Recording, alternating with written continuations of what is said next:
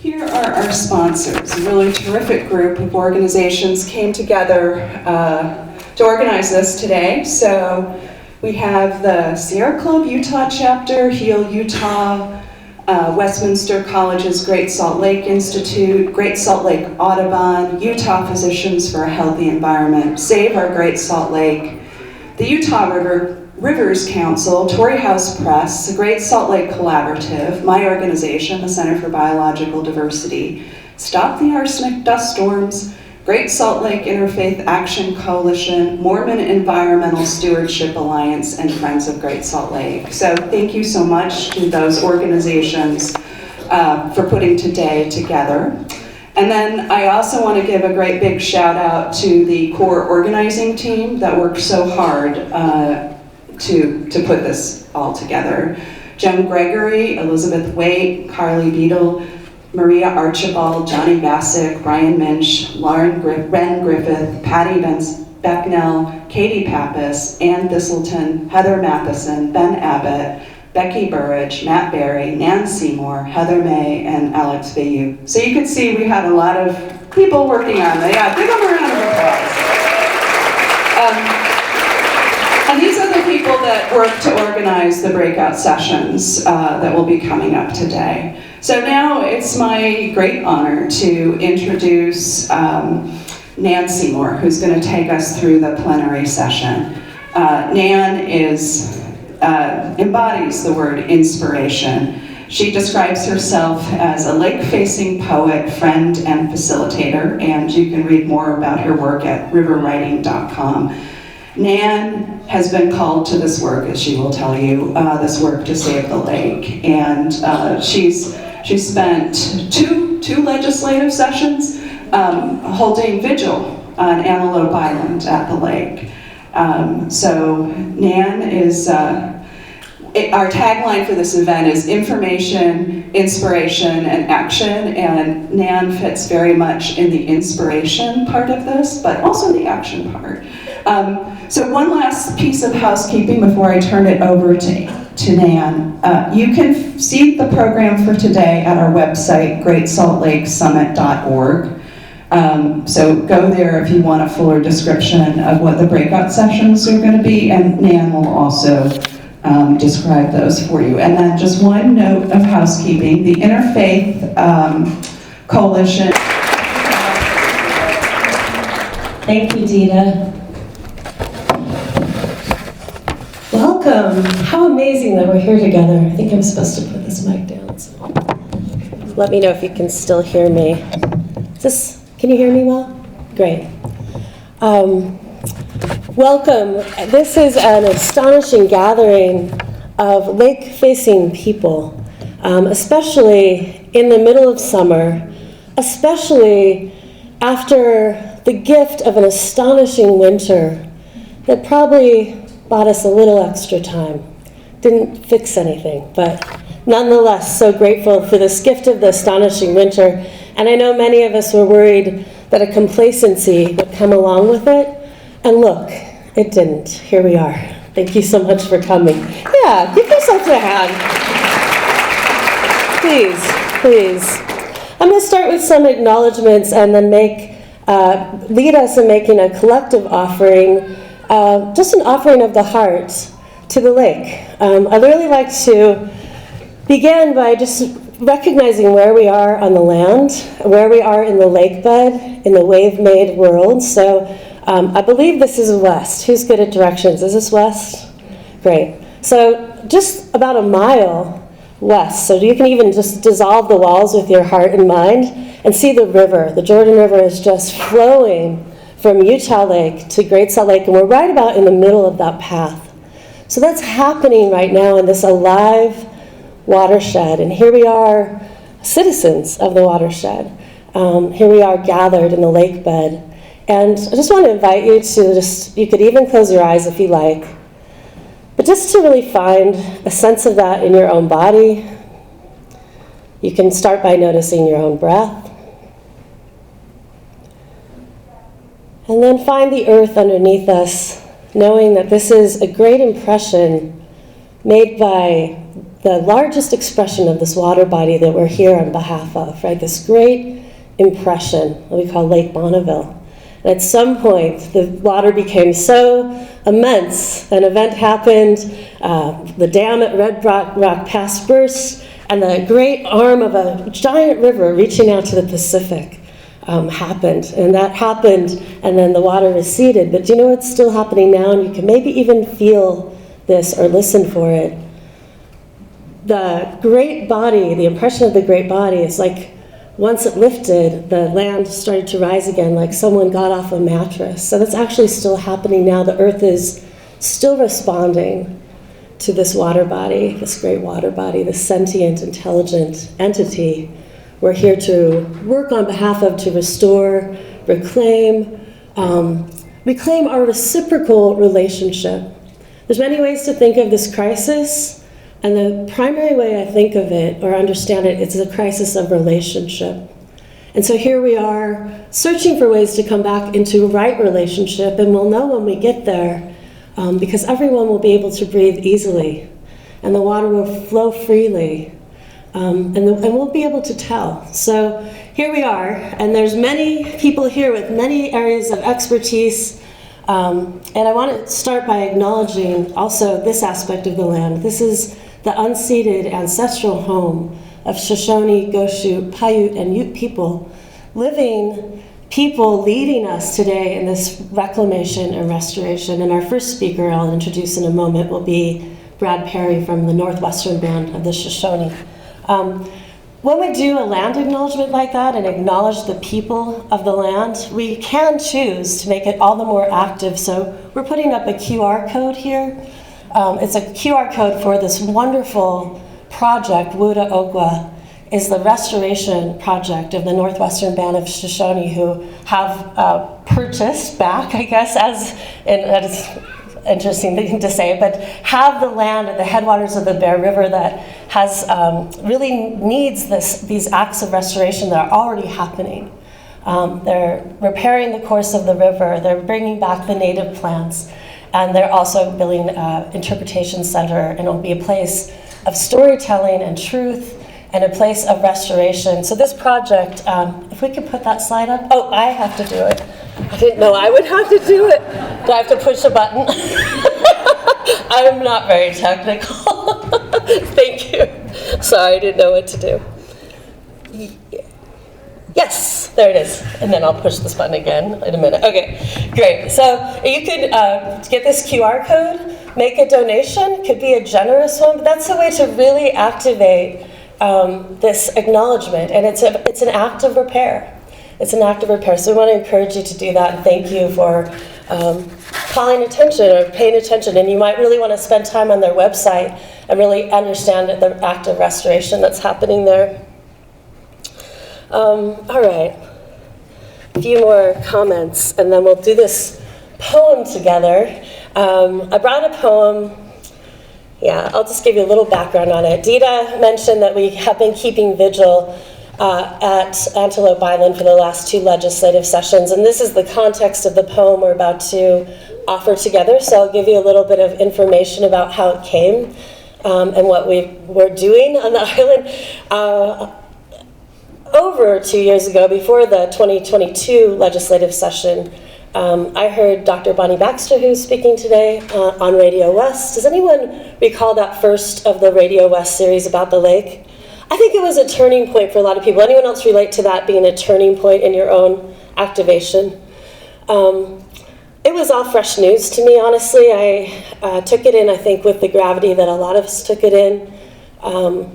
As if you had been you had this wonderful neighbor and you didn't know they had a fatal diagnosis, and suddenly you find out, that they might not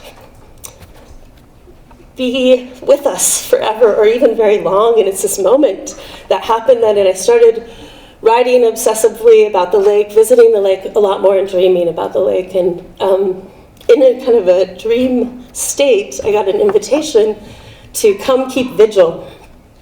And I didn't, it was specifically between wolf moon and snow moon, which I wasn't a person who knew when the moons were. I do now.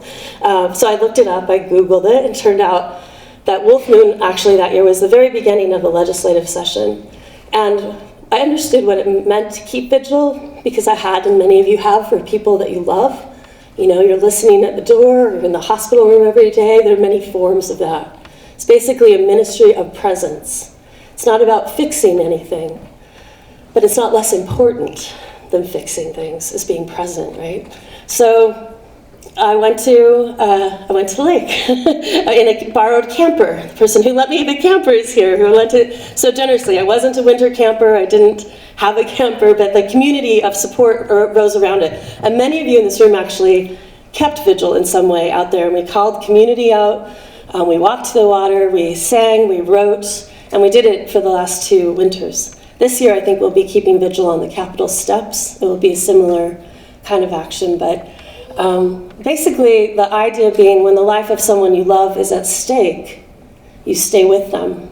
You stay with them, and so that's what we were doing. So this poem that I'm about to read and ask you to help me read, and I'll cue you up in just a moment, it is the invocation to maybe the longest love letter to a lake ever. We called on people to bring verses of praise, primarily, and over 400 people brought a verse or a line, and this poem called Irreplaceable is over 2,500 lines long. And it's all about Great Salt Lake and about a relationship with the lake, and it's a great expression of love. It's a great expression of love, and I'm so grateful for that, because we can only save what we love. And you're here because you have some form of that love, is my belief. And Dita said I was called. I think that's true. I think everyone in this room is called, else you wouldn't be here on this hot summer Saturday. You know, and you're called from whatever expression you have and whatever relationship you have. It might not look anything like mine. You know, I might be kind of a crazy lady too, and that'd be all right. Wouldn't be the first time somebody called me that. But, you know, you're called from your relationship with the lake, and you're caring, and here we are. All right, so the poem, Irreplaceable, these verses actually came to me in a similar way as the invitation to the vigil. They kind of came whole, you know, they just kind of arrived. And this is how I understand these words.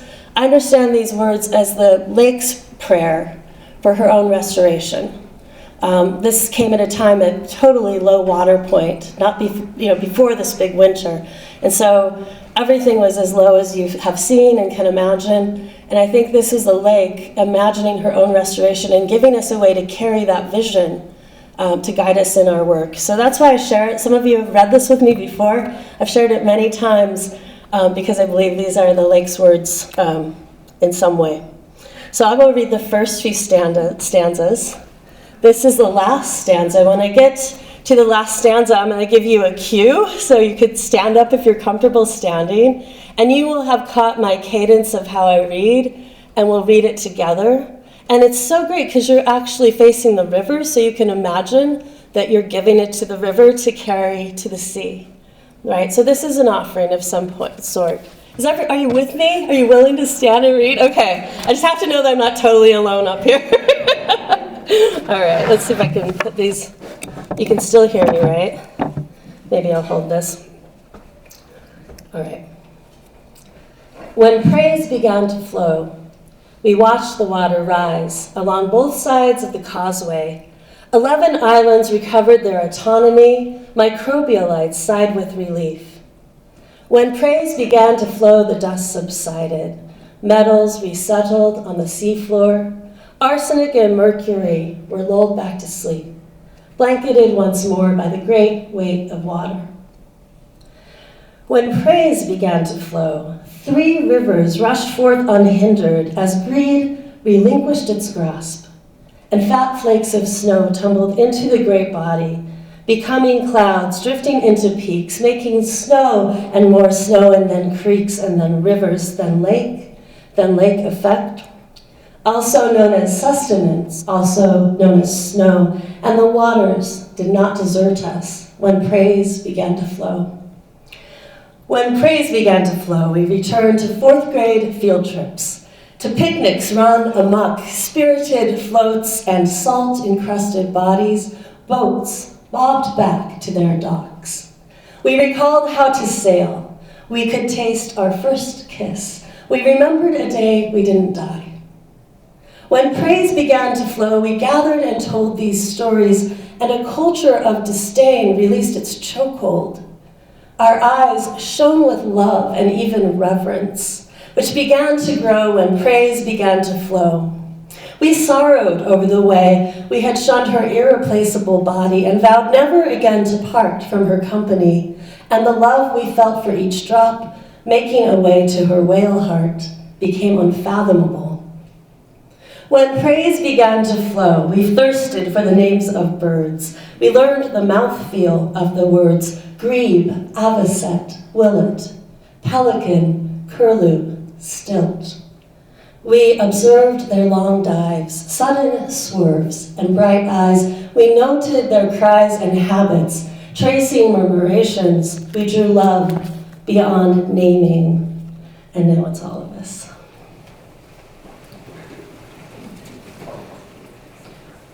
When praise began to flow, we felt the genesis of our feathers.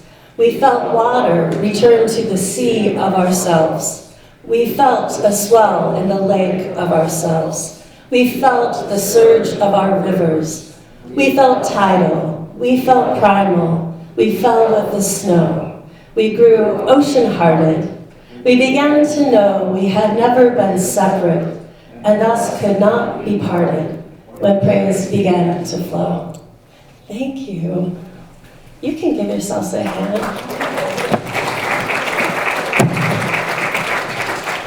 So just want to offer that to Great Salt Lake. That's our offering today. And I'm so delighted to introduce our speakers. We have an amazing session for you. Our speakers today are going to be addressing Great Salt Lake from the perspectives of Indigenous relationship and community, ecology, air quality, and agriculture. And before they begin, I want to invite us to enjoy a rare form of listening, and it's the listening that you do when you're giving your undivided attention. If you can support yourself technically with that right now by making sure your phone is off and tucked away, and then just kind of relaxing into the shape of listening, which is like a satellite dish. It's like a really receptive way of being. And the other aspect of listening that I love to think of is we might also be leaning in a little with a willingness to be changed by what we hear. That's a possibility. So our first speaker is Brad Parry of the he's the Tribal Council Vice Chairman of the Northwestern Band of the Shoshone Nation. And Brad grew up in the wetlands of Great Salt Lake in Syracuse when it was a different size than it is now. And it was really like wetlands and frogs and pheasants everywhere. Just near Antelope Island. And he's a lifelong observer and advocate for the lake. Great Salt Lake is located in the Aboriginal territory of his people, the Northwestern Band of the Shoshone Nation. Brad calls the lake a friend of his people, one who constantly reminds us of the natural resources given by the earth. And so please welcome Brad to the stage.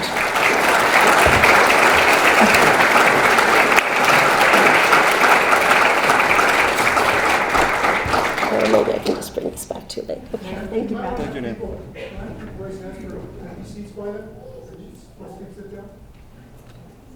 Pardon? Oh, yeah, there are people at the door. If you have an empty seat by you, will you please raise your hand? Thank you for that. So these raised hands have empty seats next to them. All right, welcome. Come on in. Find your seat. Hi. Great. Thank you so much for that. All right, Brad. Thank you.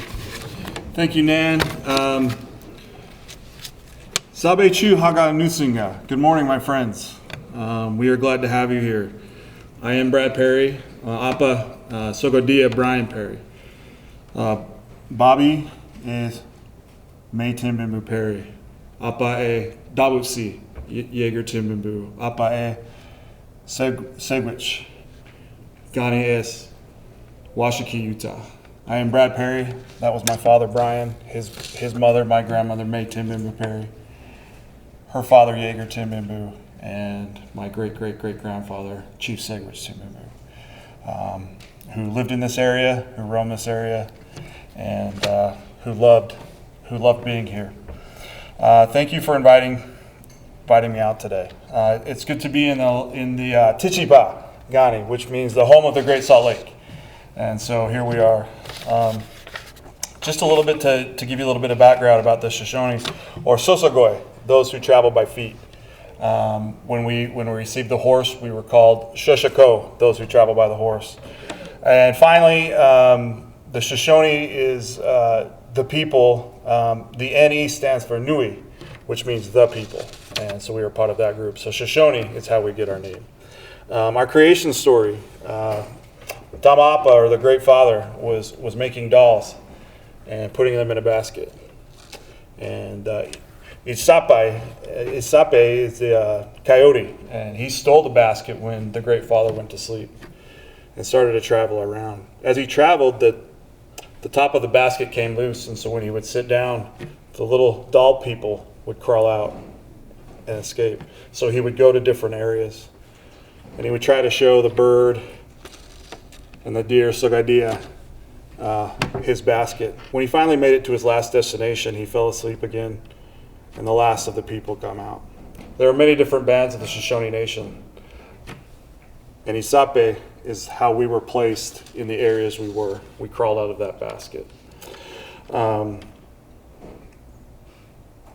We traveled this area.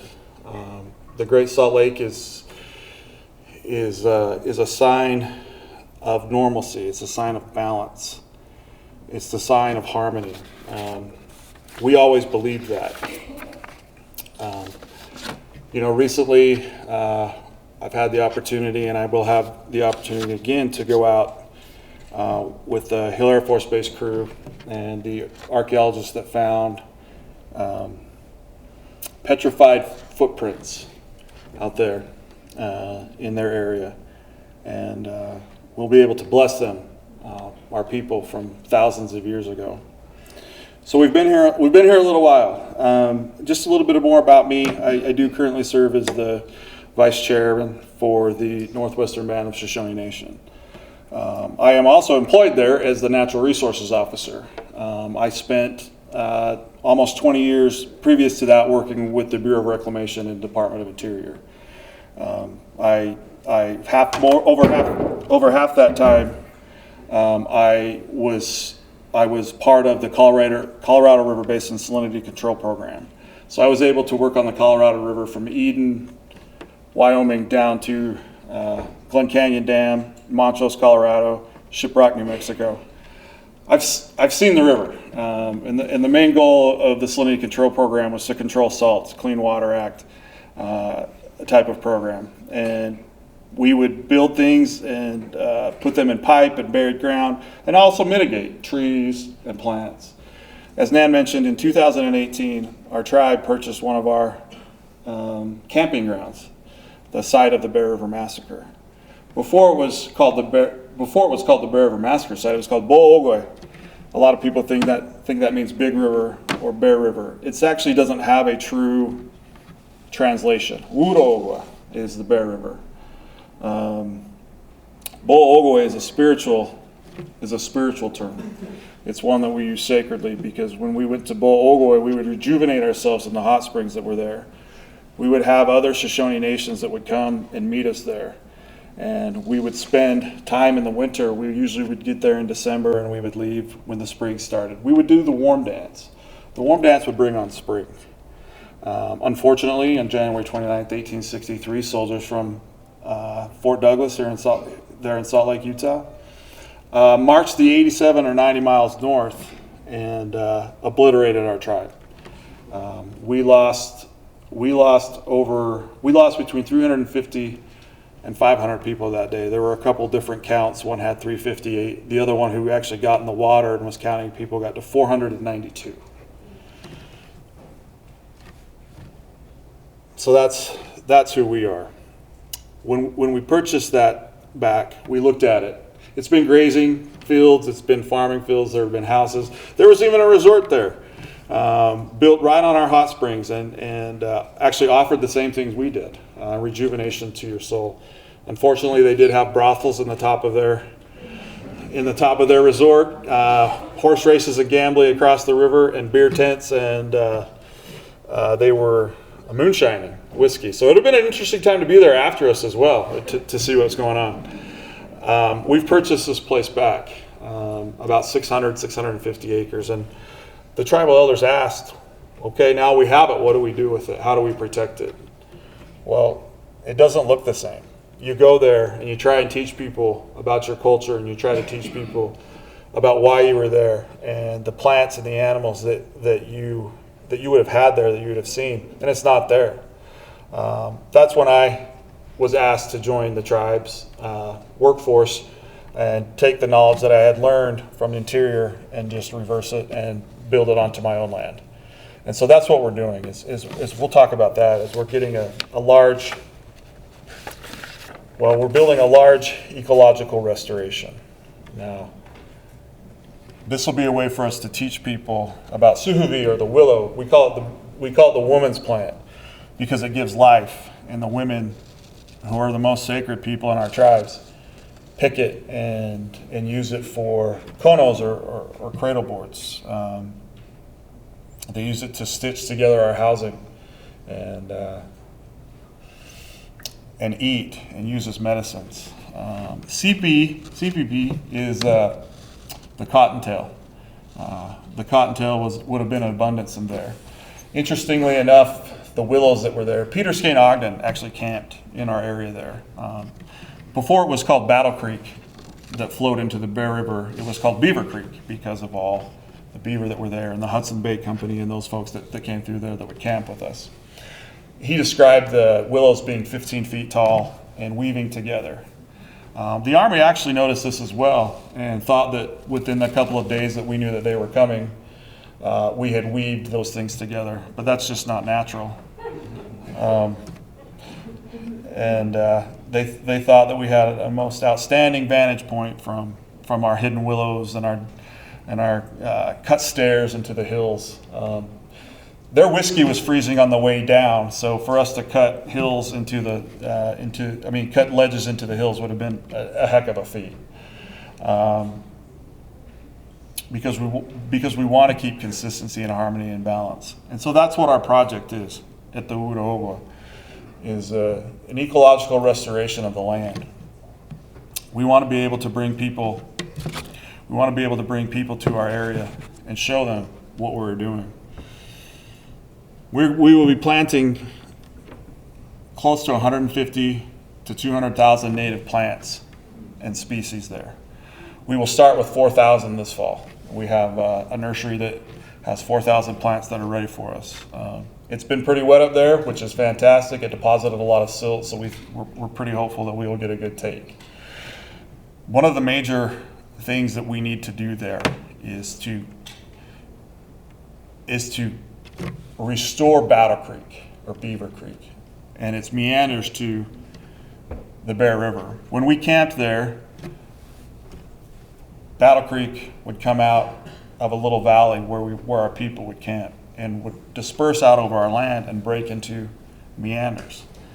Our oral history tells us that, the history of the massacre tells us that, and our own scientific work with GPR and LIDAR tell us that.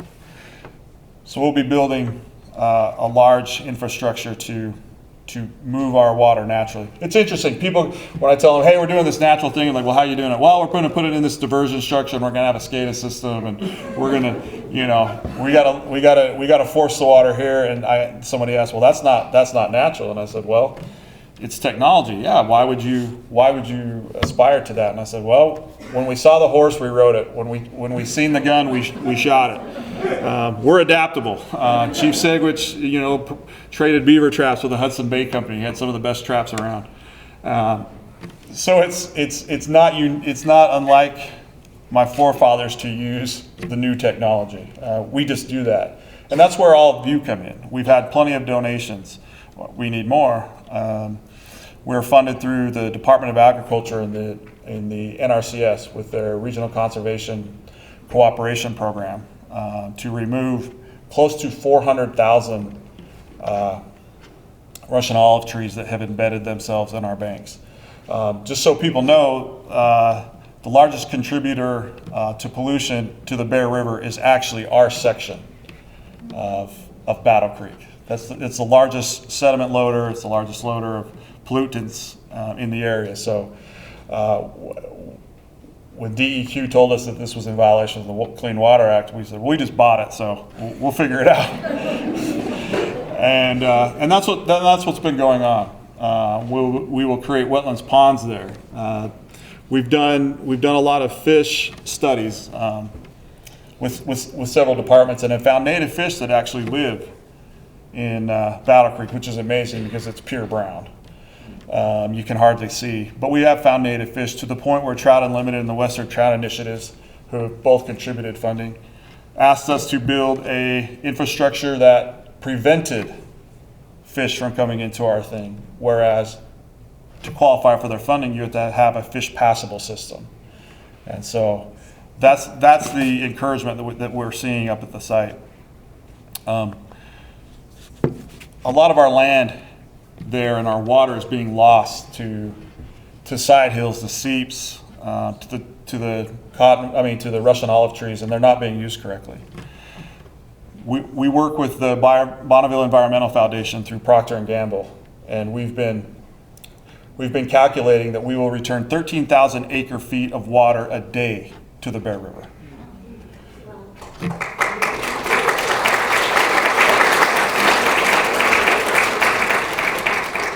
And hopefully with that comes better quality of water. We want people to come to our site and walk around on our walking trail that we plan on building, and stopping at certain areas and reading that we are quite literally on the shorelines of Lake Bonneville. We've camped there a long time. In working with the University of Utah Anthropology Department, we found Elko flint arrowheads that date about 2,000 years ago. We've been there a while. One day changed all of that for our tribe. One day made that a sad place, but for thousands of years we gathered there for a celebration, a powwow, if you will, with our other people. And that's what we want to do. The beauty that will be restored with trees and plants and animals is one thing, but contributing to the Great Salt Lake is another. It returns us to the balance that we have. When we see that the Great Salt Lake is suffering, we know that we are out of balance or out of harmony with the great creator, Dhamma and Sogobia, is Mother Earth. They are telling us we need to live in harmony, and we've always lived that way.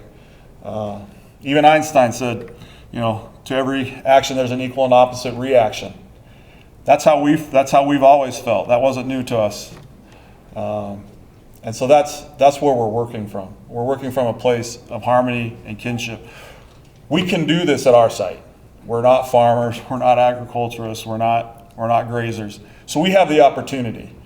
And when I worked with reclamation, it was always about finding the opportunity of putting the water and the system into the best site possible, and the mitigation in the best site possible. And those things can be done. I've seen it.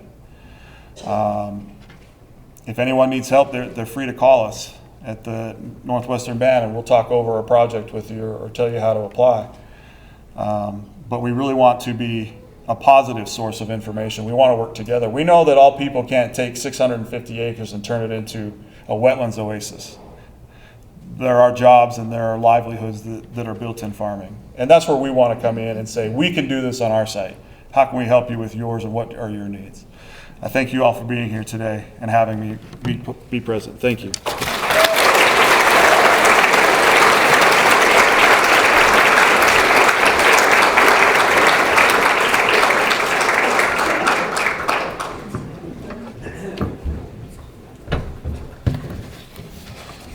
Thank you, Brad. That was really wonderful. So encouraging to hear the details of this project. It's my pleasure to introduce Bonnie Baxter next, Dr. Bonnie Baxter. Oh, I'm sorry, you're right here, so but she is setting up the computer, so let's give her a hand for that. My apologies. I should have looked at my notes. I'm just tech support. She's just tech support. Actually, I do have you next. Would you like to go next? I'm fine with that. Okay. All right. So after all, let me say a few words. Dr. Bonnie Baxter is a professor of biology and the director of Great Salt Lake Institute at Westminster University. Her recent work looks at the impact of high salinity on the biology of Great Salt Lake. Dr. Baxter's studies on microbialites demonstrate the devastating impacts of a lake that is too dry or too salty. When the foundation of an ecosystem is threatened, it can collapse.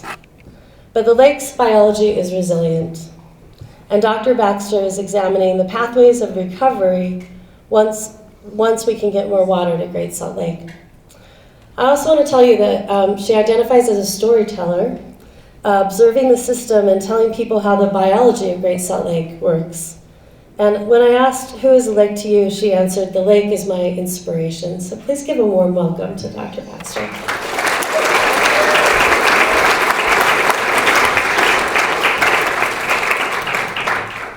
Hi there. I think there's a lot of storytellers in this room.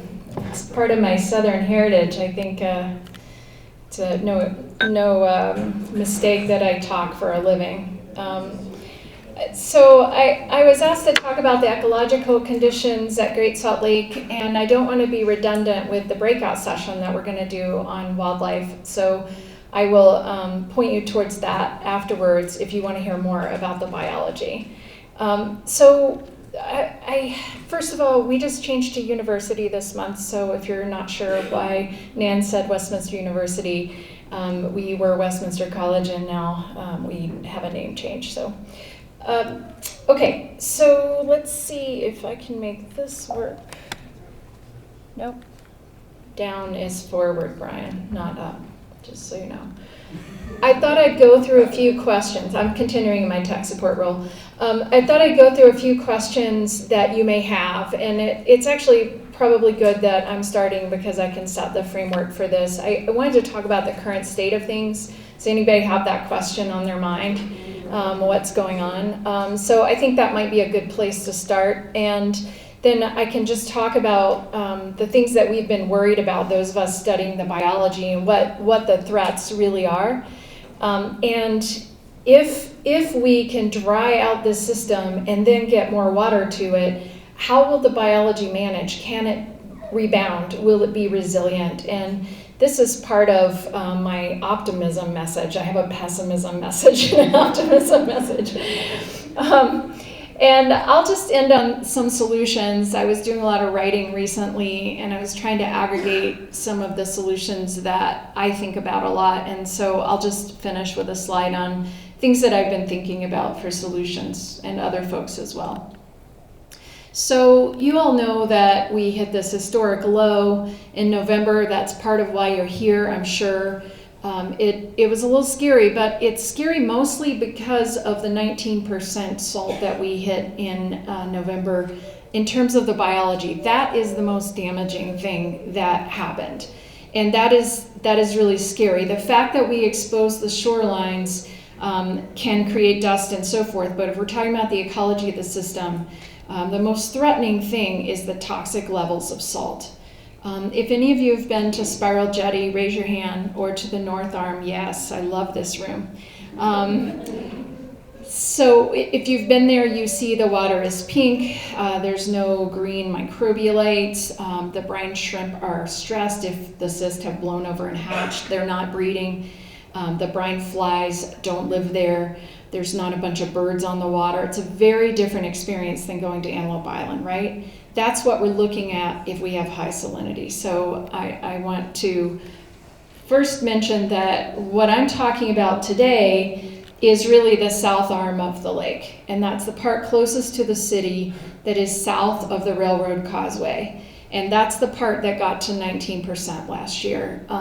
The north arm stays at about saturation, which in the summer can get up to 34% salt because warm water holds more salt. And in the winter, it's still upwards of 25. So it's very, very salty there. So I'm talking about the south arm where the vibrant ecosystem is. And I think that causeway may have been working in our favor. And in terms of keeping the vibrant ecosystem happy and sequestering some of the salt. Now, why is the south arm less salty? Because that's where the rivers flow in, right? So we don't get that inflow. The north arm is sequestered. So last year, at the breach in the causeway, those of us on the Salinity Advisory Committee watching the salinity rise and rise and rise to the point that it was threatening the biology, we voted to build a berm in that breach in the causeway to prevent the flow of the North Arm water. And how that works is the North Arm salty water is super heavy, and the less salty South Arm water flows over the North Arm water at that hole in the causeway, at that breach. And the North Arm water is heavy and it flows under. So if you build a berm, you can prevent this water from moving. Does that make sense? I thought it was going to be some fancy engineering, but it's just a pile of rocks. And it really honestly worked. This is a screen grab of actually when they were doing it. So they just had this riprap and they built a berm across the breach. And this is last week. So you can see the water flowing from the south over the berm and into the north, because the South Arm now has more water, right? It's been collecting all this water over the winter from the runoff. Sorry, got a little upside down there. So the South Arm, the headwaters are higher, and now it's over the berm and it's spilling over into the North Arm, which is just fine. And we decided on the height of the berm, knowing that once it got to a certain level, it would contribute to the water of the North Arm. But some things that we didn't anticipate happened. You know, we talk about this rise, and Wayne Wurtzbach put this together yesterday, so I really appreciate him doing this. You see the rises in the South Arm. If you look here, this is over the course from last summer to this summer, so from July to July. So we're very, very low. This is the happy place for the lake and the average. We want to be around 4,200. If you have to set a 4-digit code, set it to 4,200 so you think of the lake's happy place. This is everyone's PIN number that works on the lake, in case you need to break into a bank account or something. Or one of my colleagues who might be in this room, it's actually the code to get into their house. So I'm just telling you, this is good information. So this is the South Arm did rise, and what we've been hearing is upwards of 5 feet, right? 5.5 feet in some places. But the North Arm only rose about a foot. And so if you try to balance that by volume to say how much did the whole lake actually rise, you're really looking at 3.6 feet. So it's not 5.5 really, it's artificial because we were only feeling the South Arm. Does that make sense? So the other thing you need to know is the average loss in evaporation for the last 3 years is 2.8 feet. So of that 3.6, we're going to lose about 3 feet, right? So it's really not 3.6 feet. By the time we get to the fall, it's probably going to be the difference between 3.6 and you know, like 0.8 or something feet. So we could be a foot up, but it's not going to be 5 feet up. So stop that word, like when people say, oh, but the lake's up 5 feet. Don't let people say that. It's not really up 5 feet because of the North Arm being sequestered and because of the evaporative loss we'll have this summer. So that's important to know. And, you know, there's this really, really liberal left-wing document called the Strike Team report.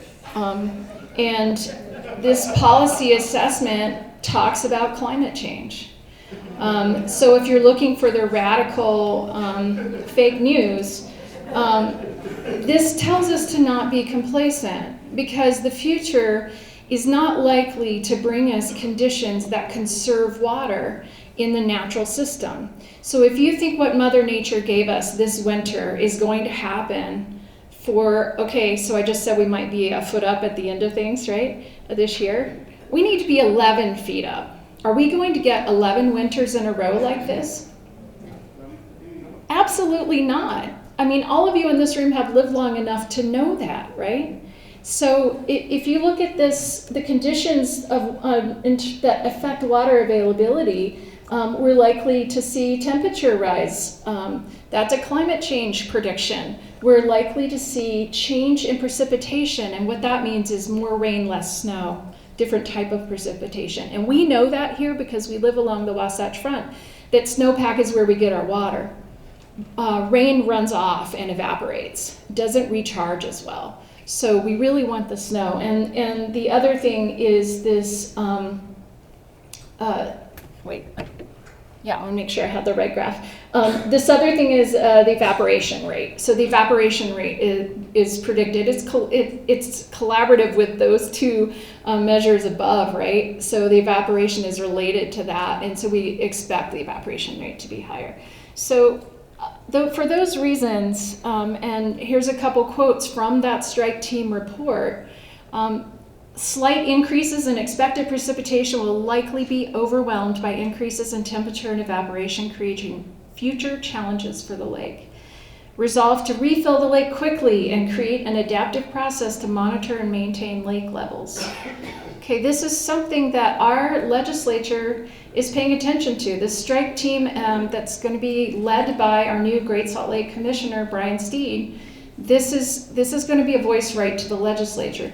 They are advocating for us to keep getting water to the lake, okay? That's a really positive thing. I can guarantee that is not happening in Texas right now. So we got to latch on to what Utah is doing for the lake. I think there's some real positives, but we need to turn it into real action. And that's where the folks in this room come in. We have to keep the pressure on. So I'll be talking in the breakout session more about the food chains. I focus a lot on this bottom part, which is really the foundation. I study the microbes that feed the system. And in particular, I'll just give you an example of how things are doing right here in this microbialite mat to fly food chain that feeds some of the birds. I think more birds are likely eating brine flies on the open water than shrimp when we look at what species are eating what. But the brine flies don't have an industry behind them, so they don't have a lobbyist in Congress, right? So it's really important to know that both of these food chains is really important, and we've been very concerned about what we were seeing with the depletion of flies the last couple years. So this is from about 8 years ago. This is a microbialite chunk I pulled up that had these beautiful, thick, rich, mossy mats, and you can see brine fly larvae on there trying to find a purchase, and they pupate and form the flies right on the bottom of the lake. So we haven't been seeing this anymore. I can't find these mats anymore, even the microbialites that are underwater, and that's concerning. And it's because they're either too salty or they're too dry. So too salty looks like this. These are some microbialites in the north arm that are off the causeway on the east side. And you can just see, like, you can see no green, right? Those thick mats are not there. They're not present. This is what they looked like last summer north of Antelope Island on the North Bay, called Buffalo Bay, at the north tip of Antelope Island. These microbialites were exposed. So this is what they look like when they're too dry. You don't see those mossy green mats that feed the brine fly larvae and allow them to pupate. This was 2 weeks ago, and my students and I were out there, and at that same point where I just showed you was all dry, you see the flies moving around? Isn't that cool? So you see water over the microbialites. It's not a dry beach right now, and that's beautiful. But that water, all the way up to where the Bear River comes in, looking at Fremont Island, it's only a foot or two deep, right? That bay will really evaporate quickly. And last year, there was actually a sandbar cutting off where the Bear River was coming into that bay. So this is temporary, right? It's beautiful. It makes me cry to see it this way, but it's temporary. So I wanted to end on a positive note, but then I put some pelican slides in. So this is my positive note, which is every piece of biology in a high salt system has developed over time through evolution a mechanism to deal with fluctuating conditions. So you can see that the microbes can they can osmoregulate when things get too salty, or they can build protection around themselves. The brine flies can go live in a little groundwater pool until the lake gets to a better place. And even birds can switch their diet. But one thing that's bad about the berm and the causeway and cutting off water to the north arm, this is what we used to see when we would go out to help the Division of Wildlife ban pelicans. And some of you know we've had the Pelicam project going out on Gunnison Island, second largest breeding colony of pelicans in the world, of white pelicans. And this is what Carly was out there with DWR last week. Instead of banding 500 or 600 pelicans, they're just a couple dozen. So you may have read in the paper, so that most of the adult pelicans are gone. The parents of these particular birds are going to get fish and bringing them back. We are looking at Pelicam data to find out what kind of disturbance is going on, because in the past on our Pelicams we have seen coyotes and we have seen foxes. So I'll just put these solutions up because my time is over. I think one of the things that I think about a lot is we need to change water law. The second, if we could bring values back to every committee that works on Great Salt Lake by bringing Indigenous leaders to those committees, I think that would help. We need to revalue water, not monetarily, but with a system of love and cherishing the water. We need to address the consumptive uses, that's for sure. And we need to be talking to Idaho, by the way. There's a lot of Bear River water that is controlled in Idaho. And I think we need to establish an elevation range. And Governor Cox talked about this at the Stegner Symposium. What would an elevation range do? We know what it is, he said. Well, what it would do is would set a place, a target level where we know there's a series of actions that happens after. It's about the actions, it's not about the number. So I think that's really important. And I will end there.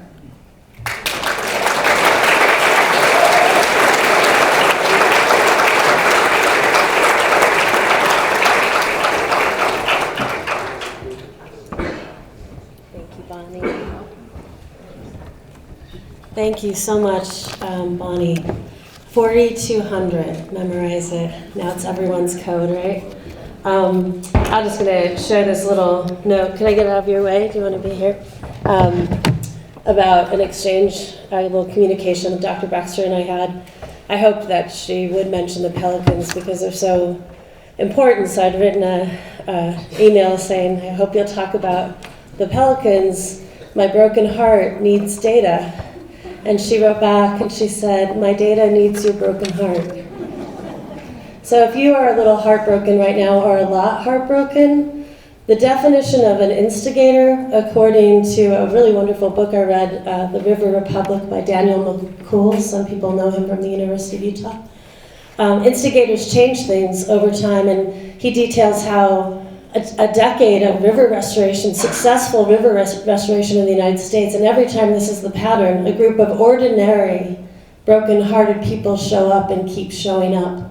Not people with particular political power or wealth. Ordinary, broken-hearted people keep coming. That's us, right?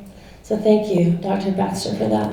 And it's my pleasure to introduce Dr. Brian Moench, Board President and co-founder of Utah Physicians for a Healthy Environment, one of the largest civic organizations of healthcare professionals in the Western United States, with over 450 physicians and about 3,000 members of the lay public.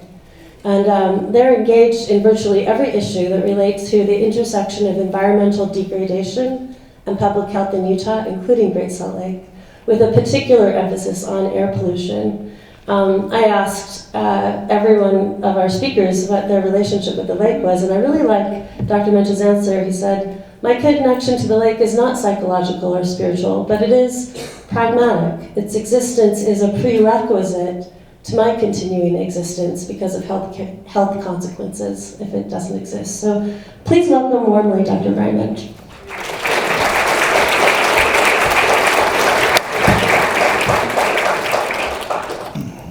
Thank you, Nan. So some of you have complained, and by some of you I mean my wife, that my talks are always very depressing, such that people get post-traumatic stress disorder after my talks. So every time I leave the house and tell my wife where I'm going, she says, "Oh, you're going to give one of those, oh my God, we're all going to die talks." And my wife is a board-certified sarcastic premier. She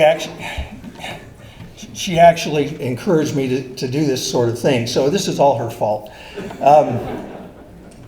So the theme of the conference is inspiration. So I've changed my talk somewhat, and I'm going to invoke Martin Luther King. And the name of my talk is, oh, come back here. Come back here, Dr. King. The name of my talk is, I Have a Dream That We're All Going to Die.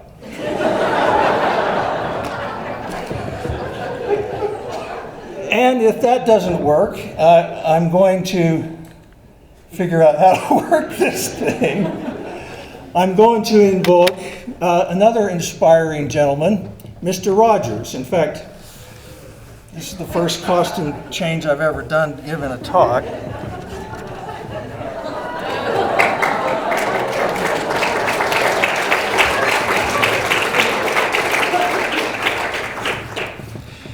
It's a beautiful day in the neighborhood, a beautiful day in the neighborhood. We're all gonna die. We're all gonna die, including all our neighbors.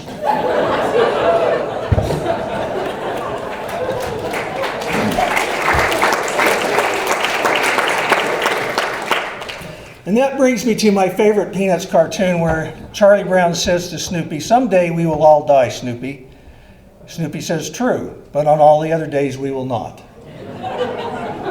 And so it's a tribute to all those other days that we will not die, that we are here today, and to try and prolong the day that we will die for as many people as possible. And you may have seen pictures like this, obviously, very disturbing. And you may have read a multi-page report in the New York Times from Terry Tempest Williams a few months ago, where she said, "I do not believe Utahns have fully grasped the magnitude of what we are facing. We could be forced to leave." Why is that? Well, it's because wherever you allow a pollution nightmare, you will find a public health nightmare if you wait long enough or look hard enough. Now, our air pollution comes in 4 distinct flavors these days. One is fresh ozone parfait. Another is wildfire smoke supreme. Winter inversion swirl, we've all had that. And dusty road.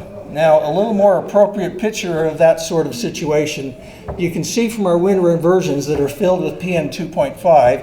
Anybody who's come down from our canyons down and looked over the Salt Lake Valley knows what we're talking about. Because of the climate crisis and atmospheric temperatures are increasing dramatically, ozone concentrations are increasing globally because that's the product of a chemical reaction catalyzed by heat. We've all seen and smelled and breathed the wildfire smoke that has enveloped the western United States, not so much this year, but we've given it to the eastern coast. And now we're seeing dust storms. About 15 years ago, we didn't really have any dust storms from the Great Salt Lake, but now we're having about 15 a year. And this is what we're really worried about when it comes to what's going to happen with the Great Salt Lake.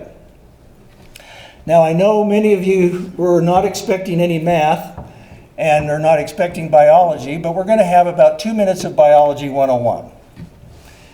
Every one of you here is sitting with the benefit of 40 to 100 trillion cells comprising all of your organs, and they're functioning pretty well, with the possible exception of if Supreme Court Justice Brett Kavanaugh is here and he's had too many beers last night, then some of his 40 trillion cells aren't working so well. Especially his 100 billion neurons and the 1,000 connections between each neuron that each one of those is the beneficiary of. So stay with me here. We're going to get to some important points. Inside every one of those 40 trillion cells, this little microbiologic battle is going on. Free radicals versus antioxidants. Free radicals are created by normal metabolism, exercise, and environmental toxins, and some of the diseases that we know are very much related to free radicals are cancer and the development of atherosclerosis. On the other side, balancing that out, hopefully, are antioxidants, and many of them are endogenous, like glutathione, ubiquinol, uric acid, and then you get some extra from your diet. And your overall state of health is very much related to how this balancing act plays out. If we have too many free radicals that we're exposed to, things don't go so well. So the fancy biologic term for that is oxidative stress. And that means we're experiencing an excess of free radicals and an insufficient amount of antioxidants. That means those 40 trillion cells aren't producing as much protein as they need. They're not producing as much ATP, which is energy. And the mitochondria, which are the power plant of each cell, are not as efficient as they need to be. All of this adds up to, these are the molecular hallmarks of aging. Another way to think of it, this is endogenous chemical inflammation, which is the foundation of most chronic disease. So these are some of the sources of free radicals: microplastics, radioactive isotopes, X-rays, heavy metals, air pollution, which includes both particles and gases, microorganisms, chemical residues like pesticides. We're bombarded with all of these things every day, and they all produce free radicals. The end result is that now, as the result of about 70,000 studies in the last several decades on air pollution and health, we know every single organ system in the body is impaired by air pollution, and that means every single one of those 40 trillion cells that make up who you are is being impacted by the air pollution that you're exposed to. So the clinical end result is that just about all the same diseases that we know are related to smoking are related to air pollution: heart attacks, strokes, acceleration of the aging process, sudden death from multiple causes, cancers, brain diseases, cognitive loss, behavioral disorders, all types of lung diseases, even arthritis, osteoporosis, impaired fetal development. We're going to talk more about that later on. Endocrine and bowel disorders, and poor pregnancy outcomes. Air pollution is the #1 environmental cause of human deaths, contributing to 4 of the 5 leading causes of death, which are heart disease, lung disease, strokes, and cancer. The 5th leading cause of death is trauma, and it even contributes to that in the way that it contributes to the rates of crime. So, what we're going to see here now is what I'm going to call a free radical storm as it blows over the Salt Lake Valley. We've seen far too many of these, but I want you to think of them as a storm of free radicals.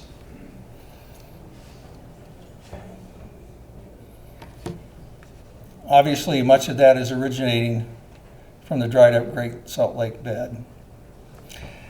The free radicals in that cloud of dust are PM10, PM2.5, and ultrafine PM. Now, PM is the acronym for particulate matter. 10 refers to the size of the particles, and that's, in this case, 10 microns.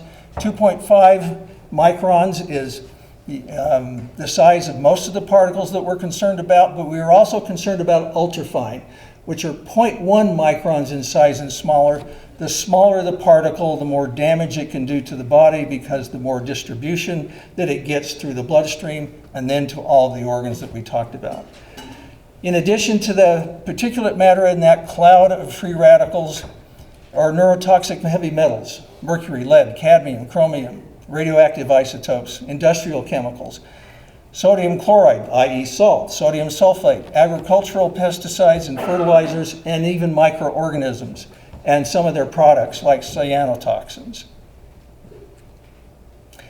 And speaking of that, 1 gram of desert dust can contain as many as 1 billion microorganisms capable of transmitting such diseases as SARS, meningitis, flu, and the fancy name is coccidioidomycosis, but the common name is valley fever. And the background of these kinds of heavy metals that we know are neurotoxic, already 1 out of every 6 U.S. women of childbearing age has high enough levels of mercury that any child they conceive will be at risk for some loss of intellectual function. That's already the background that this is developing in. Now, what can we expect might happen if we allow the lake to continue to disappear? Well, we can learn from what's happened with the Owens Lake. Owens Lake was essentially dewatered by having its water sent to Southern California in the 1920s. And so it has created this kind of a mess that is now costing billions of dollars to try and mitigate. Bear in mind that all the dust that you're seeing blowing off of the now dried up Owens Lake, the Owens Lake footprint is 1/19 of the footprint of the Great Salt Lake. This is the largest source of particulate matter in the United States. Now, let me talk about a couple of misconceptions that are really my pet peeve. These graphics from the federal government and some from our state government are really misleading. Obviously, green is an indication of a good air quality day, but then we look at things like yellow and orange. We have advice from the federal government that says when the air quality is yellow, some people who may be unusually sensitive to particulate pollution may need to be concerned. Well, who's sensitive to particulate pollution? Everybody that has 2 lungs, a heart, a brain, a liver, kidneys, pancreas, you are the ones that are sensitive to pollution. So my beef with this is it gives the public the impression that unless you have some sort of serious disease, this is not a concern for you, and that is absolutely scientifically not true. It's, as we say, fake news. And so is this. Unfortunately, this again gives the impression that these levels of air pollution are only a concern for people who have certain diseases, but not for everyone else. That's absolutely not true. There is no safe level of air pollution for anyone. Now, the other thing that you need to know is virtually everyone's affected. Even if you don't have symptoms, your health is being impaired. The average person is losing about 2 years of their life expectancy from this level of air pollution exposure. Along the Wasatch Front, it's probably that or maybe even 3. There are important social and genetic differences in susceptibility to pollution. For example, in terms of neurotoxicity, men are more exposed than women are. Estrogen turns out to be neuroprotective for most women, at least premenopausally. There are differences between genders in how people are at risk from air pollution. Short-term air pollution matters. Even 1 day of increased air pollution increases the mortality in the community by about a month. And that's because that inflammatory process does not dissipate immediately when the air clears up. It still lingers and is causing biologic damage. And the flip side of that is averages don't tell the whole story. We have pretty good averages, about the same as other metropolitan areas, but our spikes are much different, and so the health consequences are much different. Now, another thing, just like when you're training toddlers, timing is critical. If you're a fetus in your mother's womb at 12 weeks gestation, 1 weekend of air pollution exposure can have a dramatically different effect on your lifelong health compared to if you're a 50-year-old adult male. Completely different outcomes. This is a recent cover story from Science magazine about how air pollution affects the brain. It is potently neurotoxic, causing brain damage, and is connected to virtually all the common neurodegenerative diseases. It impairs learning and the ability of students to perform academically in school, even acutely. The amount of air pollution in school on the day of a test can affect test results, and that's been shown in multiple countries. So, speaking of brain damage,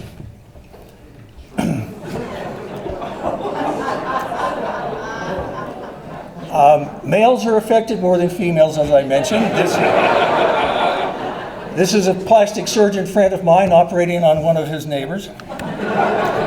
This, of course, is Elon Musk doing to his tree what he's done to Twitter. And these are BYU students, of course, about to end up in the ICU. If I give this talk in Utah County, those are University of Utah students.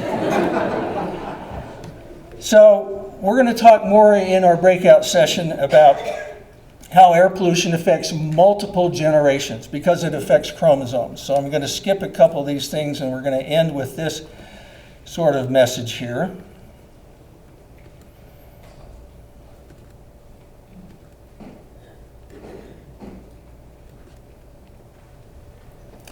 The RLC tells us what may happen to the Wasatch Front. It was the fourth largest lake in the world in about 1960, and then all the water was diverted, so it's now 1/10 of its previous size. This is what most of it looks like now. Studies now show that virtually every day about 200,000 tons of toxic dust and salt are blown throughout the region. Life expectancy has dropped 13 years. 87% of newborns are anemic. 5% have birth defects. Child mortality rates have skyrocketed, as have maternal mortality rates, and a whole host of other poor disease outcomes. So when we look at the words of Terry Tempest Williams, here's the one thing. We face a lot of environmental challenges. We're part of an earth that's being overheated. But we can do by ourselves one thing that we don't need help from anybody else. And that is Utah state government and its citizens have the power and the means to prevent this kind of an outcome. The question is, will we? Thank you.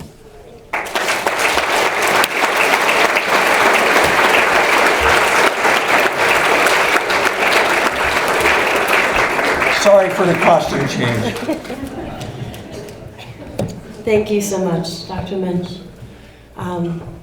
Just want to sit with that. We do have the power to change this outcome. I'm sure a lot of you right now are feeling what I'm feeling, which is a pretty heavy amount of grief. And I just want to acknowledge that because it's part of it. Grief is part of it. Love is part of it. That's what we have to work with. Also, in the equation, agriculture is a really big part of this story of Great Salt Lake and what happens next. And we're just so grateful to have Dr. Matt Yost with us today. He's a native of southern Idaho, where he was raised on a dairy farm.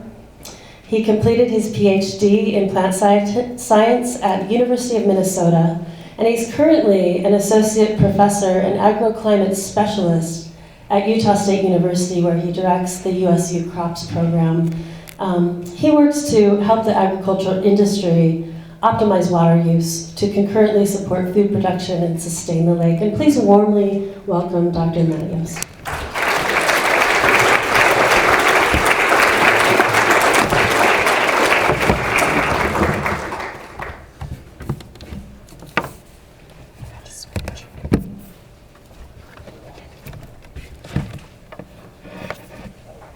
Do a little shuffle here. Okay. Oh.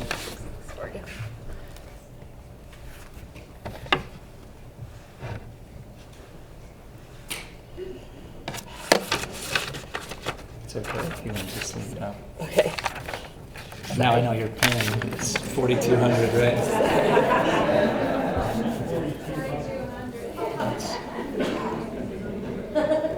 Okay. Well, good morning. Great pleasure to be here. Thank you for the invitation. Thank you to those that have gone before. Brian, thank you. It's a hard act to follow. I will not be changing any clothes. I apologize. But I appreciate the background that's been set. The discussion of the issues, the ecological, the biological, the social consequences and challenges that we're facing right now. And it's difficult. It's a difficult situation. I could go on and talk about some more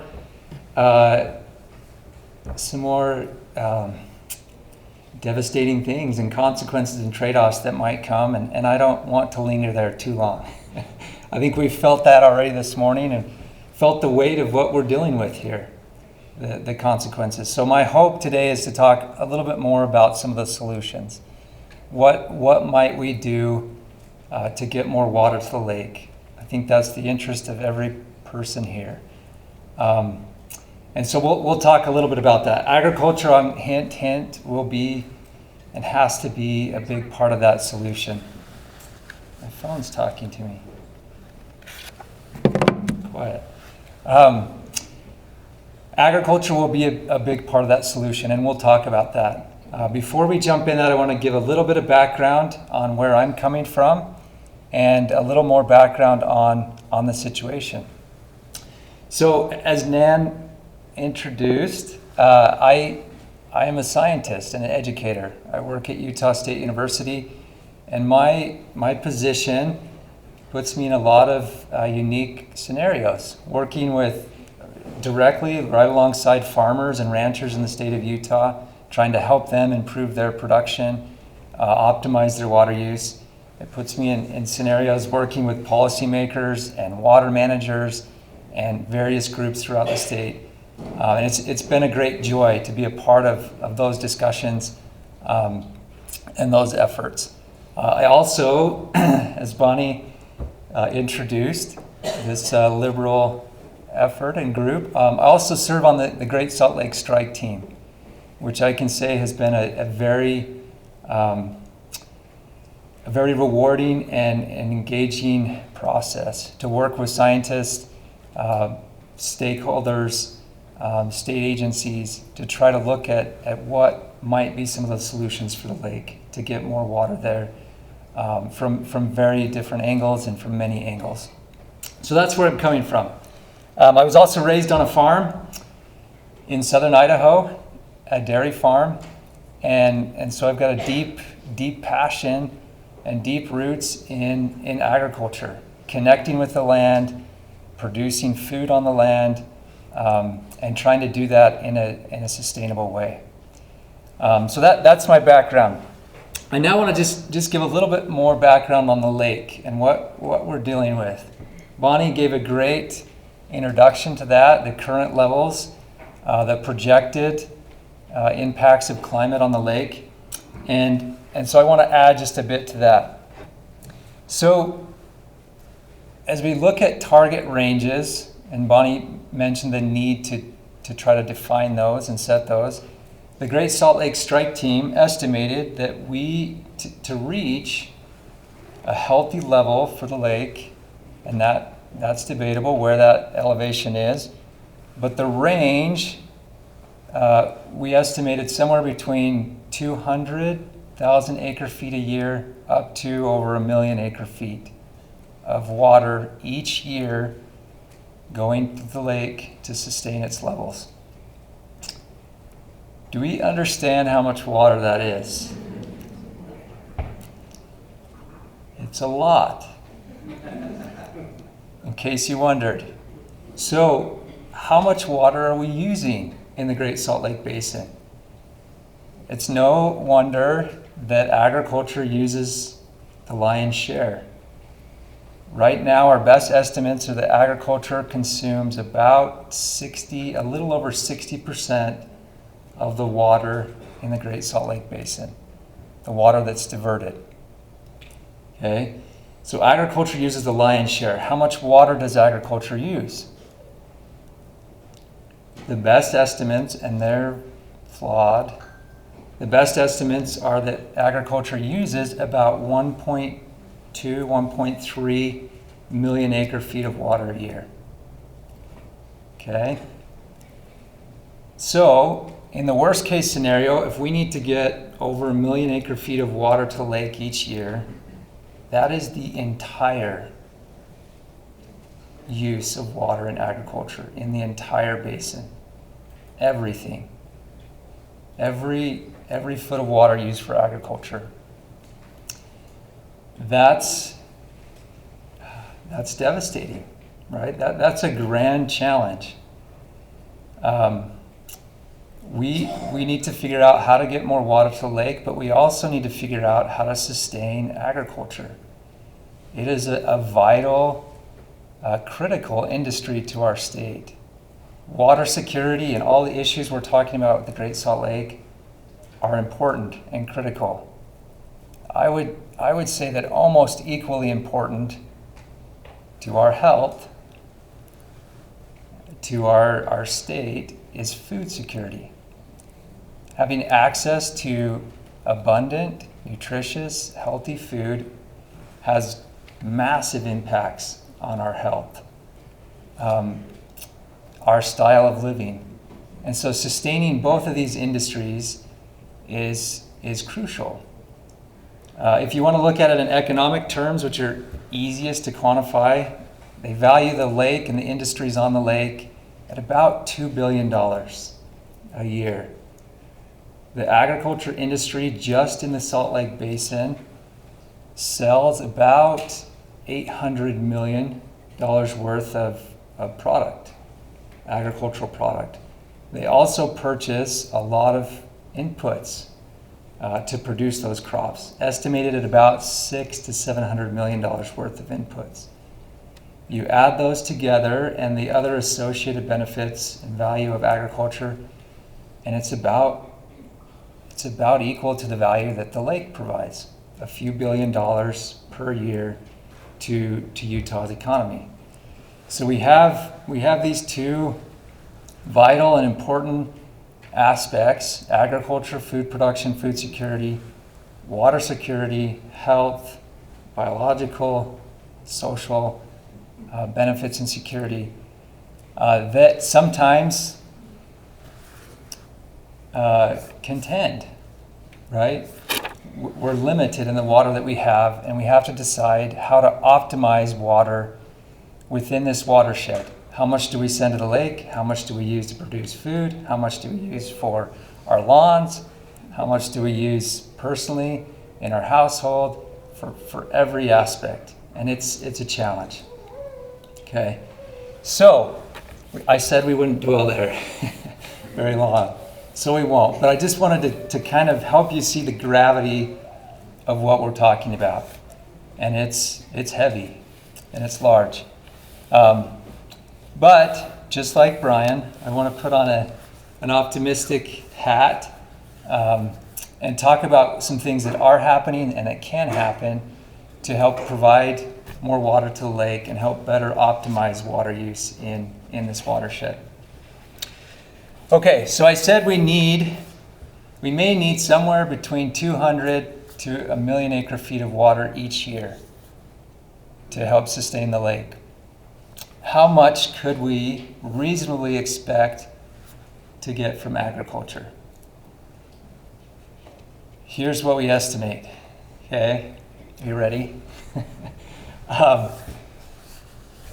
Agricultural water use is difficult because most water used to produce food is used beneficially.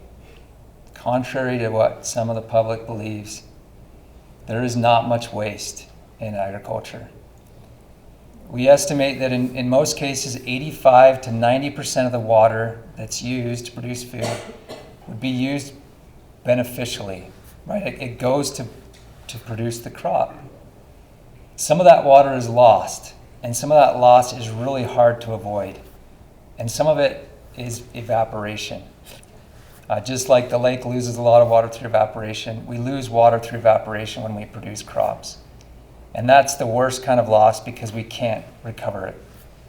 There's also some water lost in agriculture that's recovered, quite a bit actually.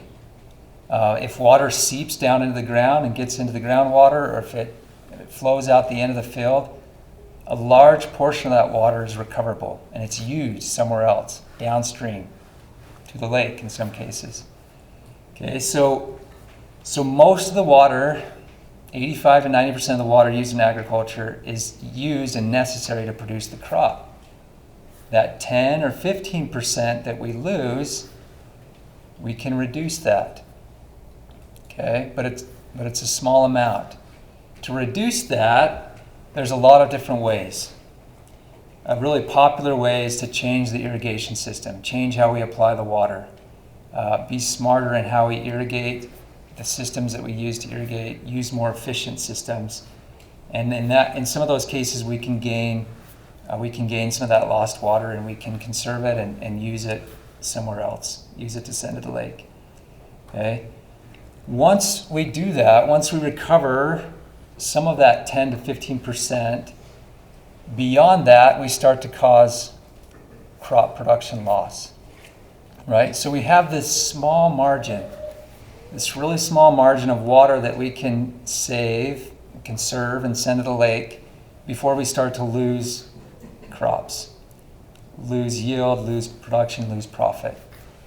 So the Great Salt Lake Strike Team, and every time I think about this, my first step, the first thing I suggest is that we try to optimize water use. We try to get that 10 to 15% of water that's lost in agriculture, and we try to save it. And we think we can. The research that we're doing shows that we can, in a lot of cases, save that 10 to 15% that could be dedicated to the lake. Okay. After that, it starts to cause loss, and quite a bit of loss, and it comes at a big expense. So the next step, if we do all we can to optimize, and we estimate that by optimizing, we could probably get up to maybe 180,000 acre feet of water from agriculture that could go to the lake each year. It's going to come at a really high cost, and a lot of farmers are not able to bear that cost, and so fortunately the state has been helping to cost share that, to improve irrigation systems, to optimize, to get that 10 to 15%. And that, I think, is where we have to start. It's a long-term investment to getting water to the lake, improving farms and ranches and food production here. After that, we may have to go to the next step, which is not desirable, but fallowing and deficit irrigating some agricultural land to get more water there. There's strategic ways to do that, and we're working to try to find the optimal, most strategic ways to deficit or fallow. But that's kind of the scenario. We have opportunity. We have lots of opportunity to optimize and get close to 150, 180,000 acre feet of water from agriculture to the lake. And I think we should start there. After that, we may have to take more extreme measures, but it's positive. We have opportunity. The second grand challenge, and I won't spend a lot of time here, there are farmers, and you'll hear in our panel later today about what some farmers are doing to try to optimize their water use. There's a lot of farmers interested in optimizing water and sending it to the lake. The next hurdle, which may be an even bigger hurdle, is how we commit and track that water so that it reaches the lake. And that is a massive, massive challenge. It's going to take huge investment and lots of time to complete, to figure out. So if one farmer decides to use less water, right now there's not a great way to track that water so that it's not used by anyone else downstream and it makes it all the way to the lake. And that's where we have to go, and we need to go, and we're working towards that, better tracking and measurement of that water. So what you should take home today is that, one, agriculture will be a vital part of the solution to help save a lake, but it's a complex solution, and it will take large investment, it will take time, and it will take it'll take all of our effort to help that succeed. I'll also end with just one other thought, and that is that the collective conservation. It's really easy to point at agriculture and say, you're using most of the water, just stop using so much. And it's a lot harder to say, well, what about the water I use? And so I think that the collective conservation with each of us here at our homes, in our yards, in our cities, if we can use less water, we lessen the impact on agriculture. We help sustain that industry. We help improve food security in our state. So it's my hope that we can do that and figure out these complex challenges. And thank you. Thank you for your time.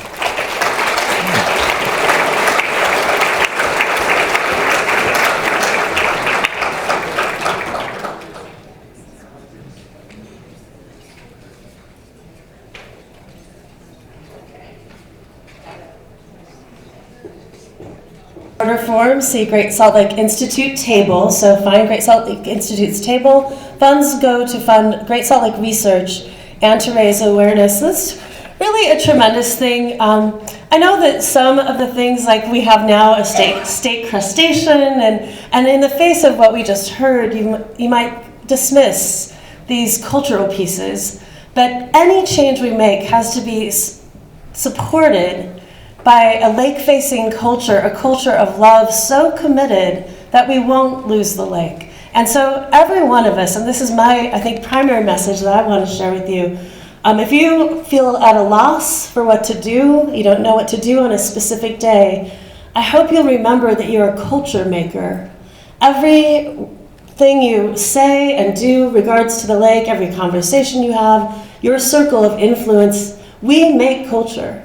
And it's the culture that then changes law and supports the changes in policy. It has to start there. That's like the ground of everything. And so we're tremendously influential in that way. And we can always act on behalf of the lake every day by how we speak and the love we show and our devotion by reclaiming a reverence and tenderness for life and letting that be seen.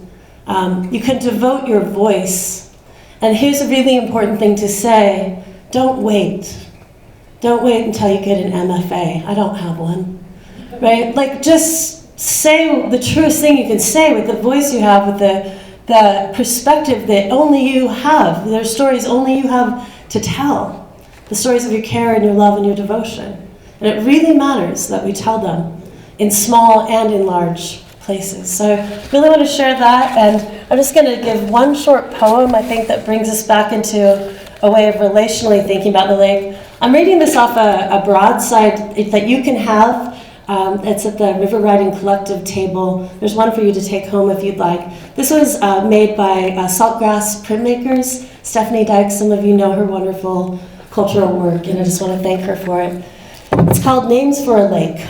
And this is kind of a collection of names that I heard through the 2 years of vigil, different ways people relate to the lake. Maker of beauty, shaper of landscape, beloved water body, Piapa, mi madre, fierce protector, imperiled neighbor, sky mirror, ocean daughter, mentor, midwife, grandfather, ceaseless singer, courage bringer, dear companion, center, source, irreplaceable, refuge, great heart, origin, home, names for a lake.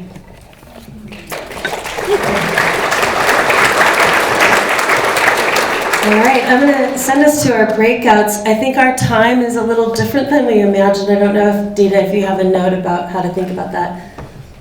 Here's Dita's seat, everybody. How about a huge round of applause for this organizing?